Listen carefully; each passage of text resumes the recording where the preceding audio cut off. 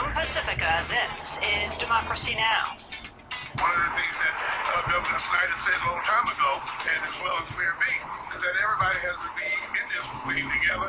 All the thing has to be laid on the table, and there has to be shared sacrifice. But what you're seeing so far is just the employees, the only ones that share sacrificing at this point. In a landmark decision, a federal judge has ruled Detroit can declare bankruptcy. It'll be the largest U.S. city to do so, clearing the way for sweeping cuts to city worker pensions and retirement benefits. But are the workers to blame for the crisis? We'll go to Detroit for the latest. Then famed climate scientist James Hansen joins us in studio. There are tipping points in the climate system where we can push the system beyond a point where the dynamics begins to take over. For example, in the case of an ice sheet, once it begins to disintegrate and slide into the ocean, you've passed the point where you can stop it. So that's what we have to avoid. James Hansen is out with a new report warning the world must drastically cut its carbon emissions to protect young people, future generations, and nature from the disastrous consequences of climate change. Plus, we host a debate on the role of nuclear power in combating the climate crisis between James Hansen and Peter Bradford, former member of the Nuclear Regulatory Commission. You might be surprised who's for and who's against nuclear power. All that and more coming up. Welcome to Democracy Now!, democracynow.org, the War and Peace Report. I'm Amy Goodman. The European Union has issued a $2.3 billion fine against 6 major financial firms over the rigging of global interest rates. The banks and brokers were found to have colluded to alter the benchmark for rates on trillions of dollars in transactions across the globe, meaning millions of borrowers paid the wrong amount on their loans. The rigging covered the Euro Interbank Offered Rate, or Euribor, and London Interbank Offered Rate, or LIBOR. All 6 banks are from Europe or the U.S., including J.P. Morgan and Citibank. The banks UBS and Barclays were hit with around $2 billion in fines last year. A federal judge has approved Detroit's bid to qualify for bankruptcy, putting the city on a path to financial recovery but threatening the livelihoods of thousands of city workers. In a landmark decision that could harm retiree benefits nationwide, federal Judge Stephen Rhodes ruled that federal bankruptcy law can override state laws that protect public pensions. That clears the way for Detroit to make major cuts to health and retirement benefits of city employees. We'll have more on this story after headlines. Illinois lawmakers have approved a measure that'll impose major cuts to retiree benefits in the state's troubled pension system. Illinois faces the worst funded pension system in the country with an estimated $100 billion shortfall. On Tuesday, the Democrat-controlled Illinois legislature voted to push back the retirement age for younger workers and scrap an overall cost of living increase for retirees. Governor Pat Quinn's expected to sign the measure into law. State unions have vowed a court challenge. President Obama delivered a White House address Tuesday urging Americans to support his new health care law despite its troubled rollout. Obama spoke days after the administration reported major improvements in performance of the federal health care website after its plagued launch over the past 2 months. Do not let the initial problems with the website discourage you, because it's working better now and it's just going to keep on working better over time. Every day I check, make sure that it's working better. And, we've learned not to make wild promises about how perfectly smooth it's going to be at all times. But if you really want health insurance through the marketplaces, you're going to be able to get on and find the information that you need for your families. The U.S. has halted military shipments from Afghanistan through Pakistan due to protests against the U.S. drone war. In a statement, the Pentagon says it suspended the removal of military equipment in Pakistan because of the dangers posed to truck drivers. Thousands of Pakistanis have taken part in protests and blockades along NATO supply routes in recent weeks to call for an end to U.S. drone strikes. The UN's top aid official is warning serious humanitarian crisis is getting worse. Speaking to reporters, Emergency Relief Coordinator Valerie Amos said aid workers have been unable to reach around 250,000 people trapped in besieged areas.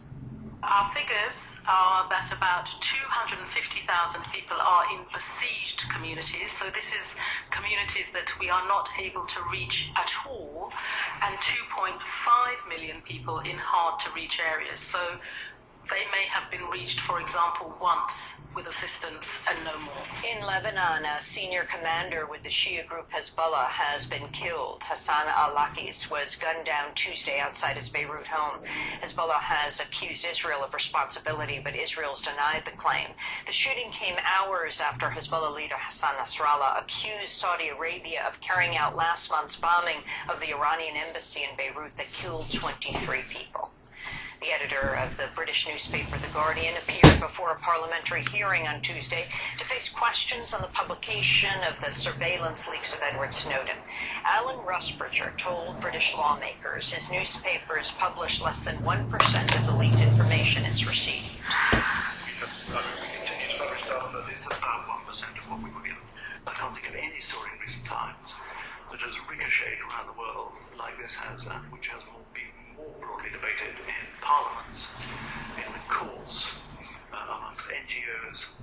During his comments, Rusbridger said he's met with British and U.S. intelligence officials over 100 times since the Snowden leaks as part of an effort, quote, designed to intimidate. The Guardian agreed to destroy its trove of Snowden files in its London offices earlier this year after the British government threatened legal action. Rusbridger was later asked if he loves his country. Do you love this country? How do you answer that country? We live in a democracy.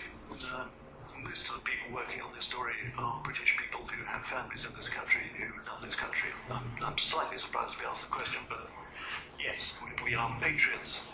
And one of the things we are patriotic about is the nature of the democracy, and the nature of a free press, and the fact that one can in this country discuss and report these things. At the same hearing, a top British police official refused to rule out the prosecution of Guardian staffers for publishing Snowden's leaks, saying, quote, some people may have committed offenses.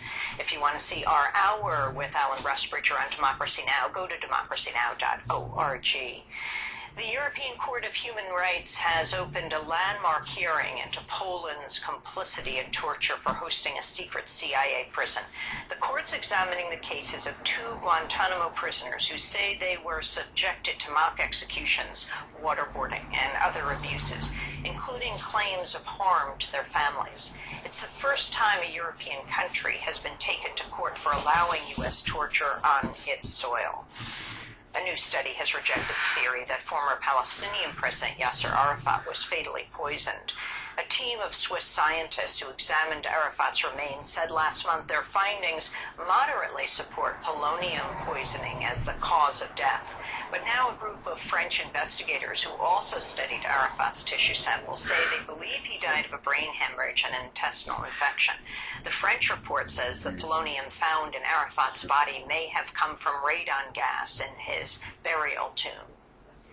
The House has approved a measure to extend the ban on manufacturing plastic guns for another 10 years. The ban was first imposed in 1988 for all plastic guns undetectable to security screening machines. It's been set to expire this month. The House measure is the first piece of federal gun legislation to be approved since the Newtown school massacre a year ago. It will likely be the only gun control measure to pass Congress this year after the Senate failure to expand background checks and ban assault rifles in April. And those are some of the headlines. This is Democracy Now!, democracynow.org, The War and Peace Report. I'm Amy Goodman. And I'm Nermeen Sheikh. Welcome to our listeners around the country and around the world. We begin with Detroit, which has become the largest ever U.S. municipality to qualify for bankruptcy. On Tuesday, federal judge Stephen Rhodes ruled the city meets every criteria for insolvency, including failure to honor its debt obligations and inability to provide the bare minimum services to its 680,000 residents. This is Detroit's Mayor Dave Bing responding to the ruling. Let me just say that the judge has spoken, and I do think it's a tough day for all of us here in Detroit. I believe since I came to office, with the crisis that we had, this was inevitable. I don't think anybody necessarily wanted to go in this direction, but now that we're here, it's more important that we work together as opposed to continuing to fight each other. That was Detroit Mayor Dave Bing. The bankruptcy ruling puts tens of thousands of retired city workers' pensions at risk, overriding protections in the state constitution. The city faces about $18 billion in debt, of which $3.5 billion is pension obligations. Detroit's emergency manager, Kevin Orr, has told Public Union